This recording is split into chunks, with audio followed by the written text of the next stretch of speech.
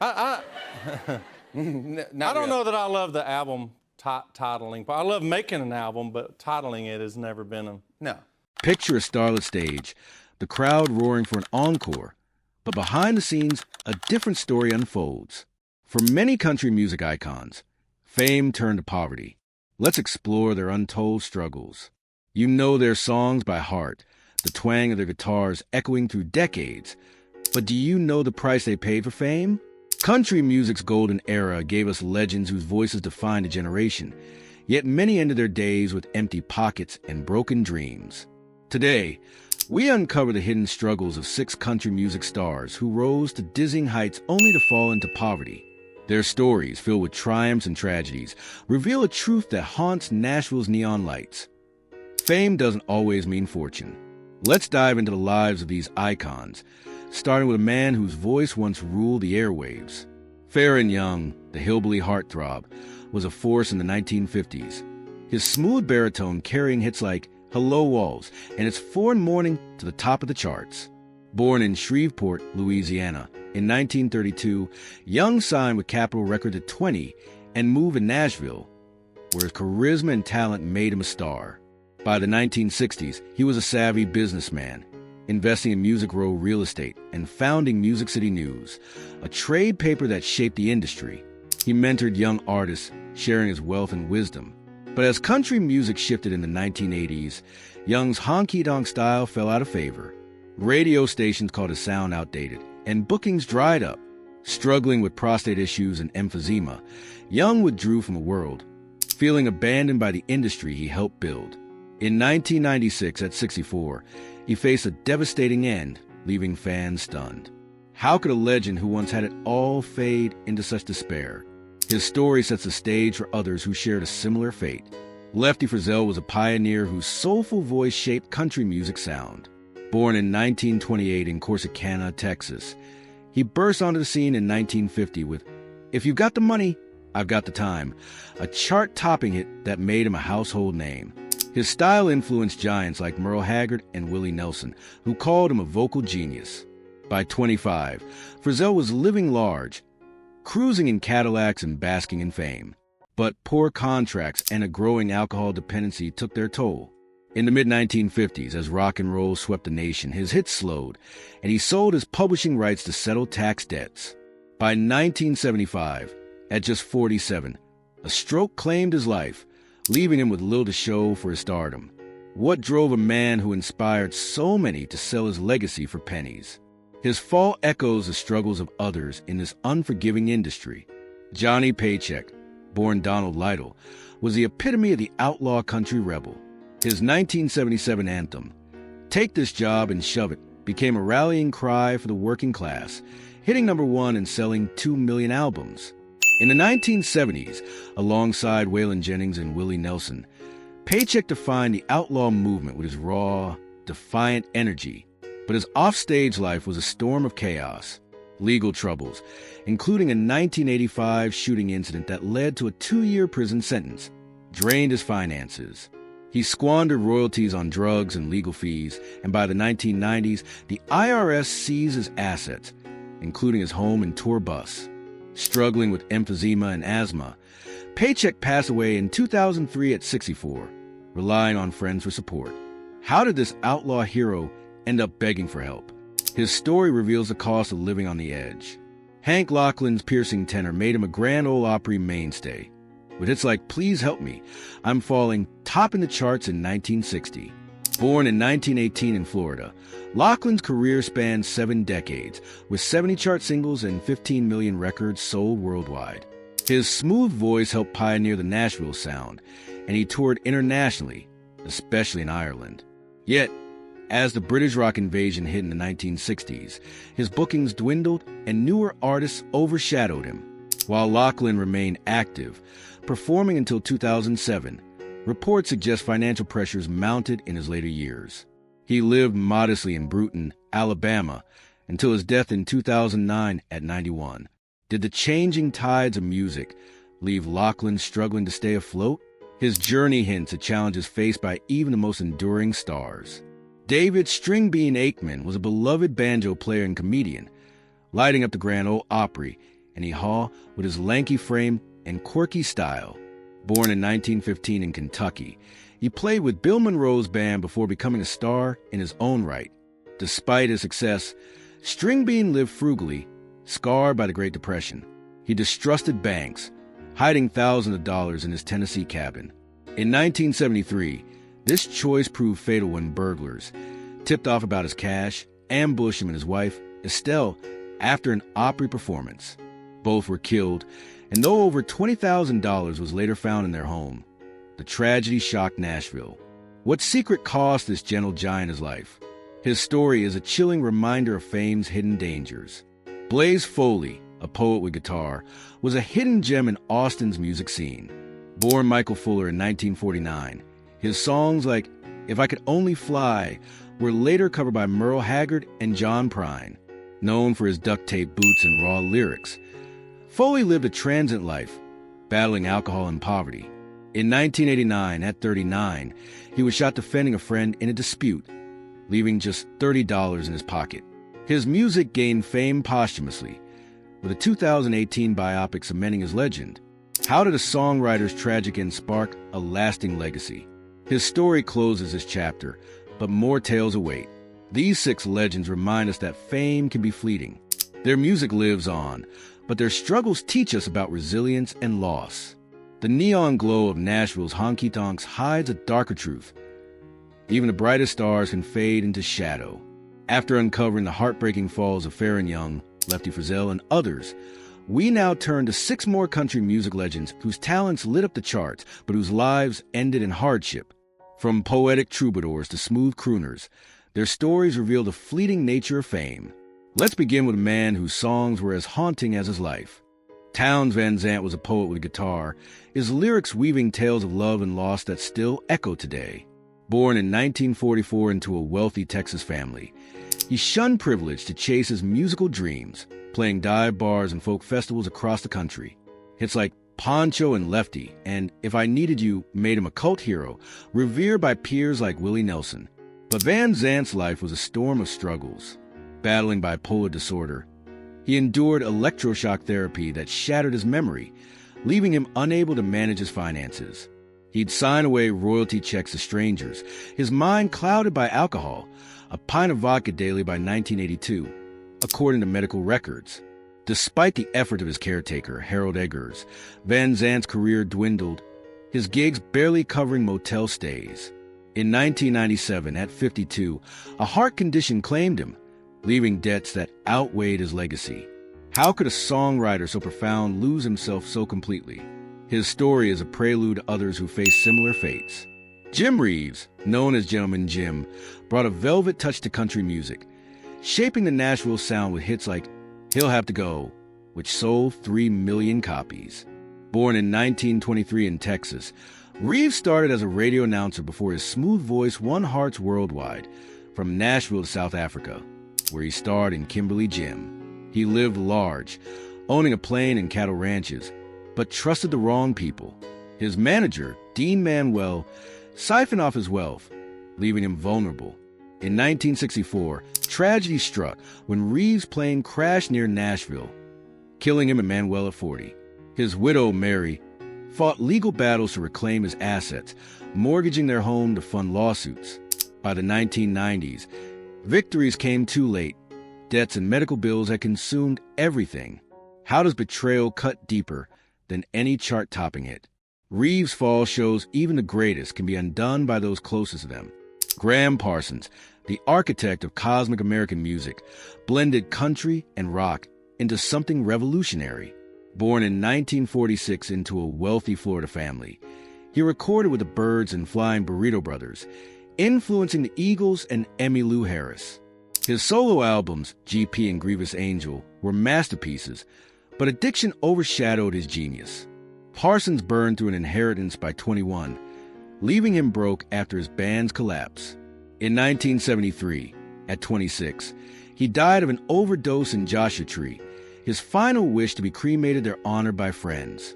His estate couldn't cover mounting debts, a stark contrast to his vibrant legacy. Why did a pioneer who reshaped music leave so little behind?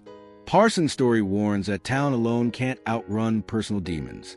Larry John Wilson, a Georgia native, carved a niche in the Bakersfield sound with raw, soulful songs like Ohoopee River Bottomland. His 1970s albums, including New Beginnings, earned critical praise but never mainstream success. When radio stations rejected his unconventional style, Wilson's career faltered. He took on jobs as a truck driver and guitar teacher, fading into obscurity in small towns. A brief comeback in the late 1980s, spurred by peers at the Frank Brown Songwriters Festival, couldn't reverse his financial woes. In 2010, a stroke took him at 69, leaving more bills than memories. Can you imagine a star trading fame for a life no one recognizes? Wilson's journey shows how the industry can abandon its own. Hank Snow, the singing ranger, was a Canadian icon whose yodeling and storytelling defined country music. Born in 1914 in Nova Scotia, he overcame a harsh childhood to record 140 albums and 85 chart singles, including 7 number ones like I'm Moving On. His music, inspired by Jimmie Rodgers, resonated globally, but mismanagement plagued him. Managers and even his son squandered tour funds. Floods destroyed his ranch investments, deepening his financial hole. By his death in 1999 at 85, Snow's debts rivaled the cost of his tour bus. How does a legend's empire crumble under trusted hands? Snow's tale is a lesson in the fragility of success. Tommy Collins, born Leonard Sipes, helped birth the Bakersfield sound with hits like It Tickles and songs like If You Ain't Lovin', covered by Fair and Young and George Strait. His work inspired Buck Owens' chart-topping album Buck Owens Sings Tommy Collins. Yet, as taste shifted, Collins was sidelined, his contributions overlooked. Struggling to survive, he worked odd jobs, abandoned by an industry he helped shape. His later years were marked by isolation, his legacy a whisper compared to his impact. What happens when your music outlives your name? Collins' story sets the stage for more tales of faded glory. These artists' lives remind us that fame is no shield against hardship. Their songs endure, but their struggles linger. The spotlight of Nashville's Grand Ole Opry can burn bright, but its glow often hides a darker truth. We've journeyed to the lives of legends like Fair and Young, Jim Reeves, and Tommy Collins, each a testament to the fleeting nature of fame. Their stories of triumph and tragedy lead us to one final tale, that of Mel Street, a honky-tonk hero whose voice captivated hearts, but whose life ended in shadow. What could drive a star to such a heartbreaking end? Let's uncover the final chapter of this poignant saga. Born King Malachi Street on October 21st, 1933, near Grundy, Virginia, Mel Street grew up in the heart of Appalachia's coal country, where life was as tough as the coal seams beneath. Music was his sanctuary, a way to escape the grind of a mining town. By 16, he was strumming his guitar on local radio shows in Western Virginia and West Virginia, his raw, soulful voice hinting at a destiny far beyond the hills. But the road to fame wasn't paved with ease. Street juggled odd jobs, climbing radio towers as an electrician in Ohio, crooning in smoky Niagara Falls nightclubs, and running an auto body shop back in West Virginia. Each gig was a step towards something bigger, a dream fueled by the honky-tonk legends he admired. In 1968, hosting a television show in Bluefield, West Virginia, he caught the ear of music insiders. His 1970 single, Borrowed Angel, a heartfelt ballad he penned himself, sparked local buzz. By 1972, Royal American Records turned it into a top 10 Billboard country hit, launching Street into Nashville's spotlight. Could this small-town dreamer become the next voice of country music? The stage was set for a rise that seemed unstoppable. Through the mid-1970s, Mel Street's voice defined the soul of honky-tonk. His songs, Lovin' on Back Streets, I Met a Friend of Yours Today, Smoky Mountain Memories, and If I Had a Cheatin' Heart, flowed from radios, earning 13 top 20 hits on the Billboard country charts. His style, deeply influenced by George Jones, blended raw emotion with classic twang, capturing the heartache of everyday life. Marty Rabin of Shenandoah recalled hearing Streets, looking out my window through the pane at 15, saying it stopped him cold, inspiring his own career. Street's 1974 album Two-Way Street was a critical gem, praised by country music people for its authenticity and vocal clarity. By 1977, he was a regular on that good old Nashville music, sharing stages with icons like Loretta Lynn. His performances, often in sharp suits and cowboy boots, radiated charisma, and fans saw him as a rising star. But beneath the applause, a shadow loomed. How could a voice so powerful hide such private pain? Street's ascent wasn't just musical. It was personal. Raised in poverty, he carried the weight of his roots, marrying his high school sweetheart Barbara and raising 5 children. His early years were marked by resilience, working manual jobs to support his family while chasing his musical dreams. In Bluefield, he built a local following, performing at venues like the Mats Hotel, where his smooth baritone drew crowds. His move to Nashville in the early 1970s was a gamble that paid off, with hits like Walk Softly on the Bridges showcasing his knack for storytelling. Yet, success brought pressure. Street signed with GRT Records, then Mercury in 1978, hoping to solidify his place in country music. But the industry's demands, endless tours, studio sessions, and media appearances, clashed with his personal struggles. Battling clinical depression and alcoholism, he consumed a pint of vodka daily, as noted by biographers Dennis Schuler and Larry Delp in Mel Street, a country legend. These demons eroded his focus, and when Mercury Records folded, his financial stability crumbled. Gigs slowed as pop-influenced country took over, leaving him struggling to pay bills. What drives a man to lose the spark that once lit up the charts? The late 1970s brought shadows to Mel Street's world. As he signed with Mercury Records in 1978, hoping to cement his legacy, personal demons took hold, battling clinical depression and alcoholism, a pint of vodka daily, according to biographers Dennis Schuler and Larry Delp. He struggled to keep pace with Nashville's demands. When his record label folded, his financial stability crumbled. Unpaid royalties piled up, and gigs dwindled as newer sounds dominated the airwaves. On October 21st, 1978, his 45th birthday, Street faced a devastating choice, and in his life just hours before a scheduled performance. He left behind a wife, Barbara, and 5 children with little more than memories. Why would a man at his peak turn away from it all? His story reveals a hidden toll of fame. The tragedy didn't end with Mel Street's passing. His family faced crushing debts, unable to cover even funeral costs. Friends, including George Jones, who sang Amazing Grace at his memorial, rallied for a benefit concert to ease the burden. Yet in a cruel twist, Street's music soared posthumously. His 1981 album Mel Street's Greatest Hits sold 400,000 copies, and songs like Just Hand It On charted after his death. Ricky Van Shelton later covered Borrowed Angel, cementing Street's influence. But none of this wealth reached his family, who were left grappling with unpaid bills. How does a legacy so vibrant leave so little behind? Street's story is a stark reminder of the music industry's unforgiving nature. Reflecting on the 15 stars we've explored, from Fair and Young to Mel Street, a pattern emerges.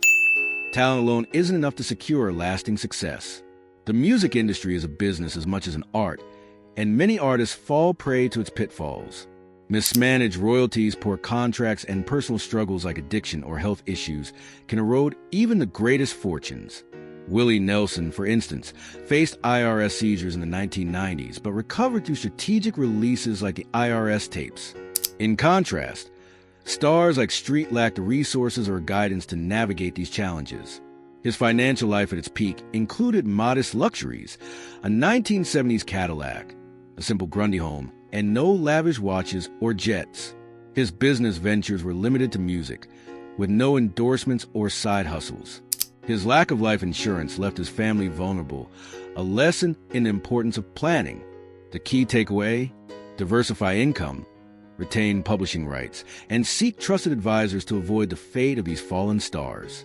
Contrast this with modern icons like Dolly Parton, whose $650 million empire spans music, Dollywood, and publishing rights, or Garth Brooks, with $400 million from tours and endorsements. Their success shows the power of financial literacy, securing royalties, investing in real estate, and maintaining health and asset insurance. Street's story, like those before him, underscores a need for artists to treat their craft as a business, not just a passion. His legacy lives on in covers by artists like John Prine, but his financial ruin serves as a cautionary tale. These stories, of Mel Street and the 14 others, remind us that behind every chart-topping hit lies a human heart, vulnerable to life's twists.